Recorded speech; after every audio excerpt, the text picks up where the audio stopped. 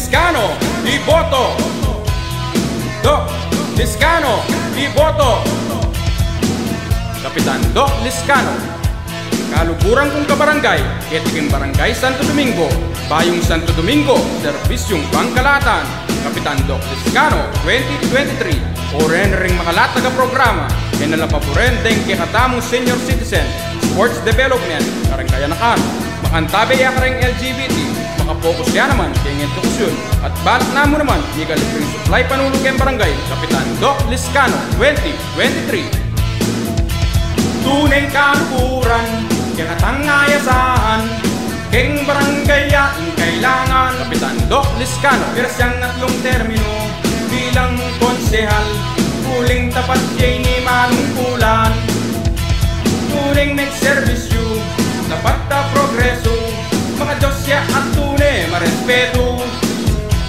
Tuning mapanyaw, kareng kayang kabaryo, bisyo na nating mamagserbisyo. Kapitan Doc Liscano, may barangay Tangtibuan, tunay ang nilugod, yaning malwagda ng ayasan. Kapitan Doc Liscano, baski ng oras man, ay masakit lapitan, handayang magserbisyo kaya katangan.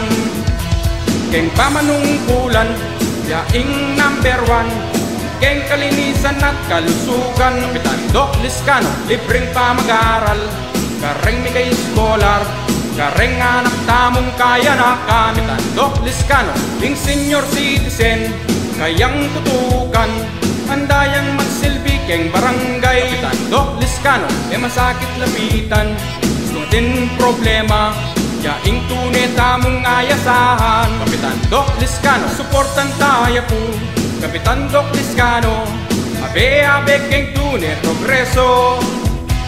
Misan metong tamo, keng tunay serbisyo, iboto'y Kapitan Doc Liscano. Doc Liscano, iboto. Doc Liscano, iboto. Doc Liscano, iboto. Doc Liscano, iboto. Tuneng nagserbisyo, tapat na progreso, mga Diyos ya at tunay marespeto. Tuneng mapanyaw, kareng kayang kabaryo, bisyo na naing mamagserbisyo. Keng barangay Tangtibuan, tunay ang nilugod, yaning malwagda ng ayasan. Baski ng oras man, ay masakit lapitan, handayang magserbisyo kaya katangan. Doc Liscano, iboto. Doc Liscano, iboto. Doc Liscano, iboto. Doc Liscano, iboto. Tuneng magserbisyo, dapat na progreso, mga Diyos ya at tunay marespeto. Tuneng mapanyaw, kareng kabaryo na, bisyo na nating mamagserbisyo. Kapitan Doc Liscano, 2023.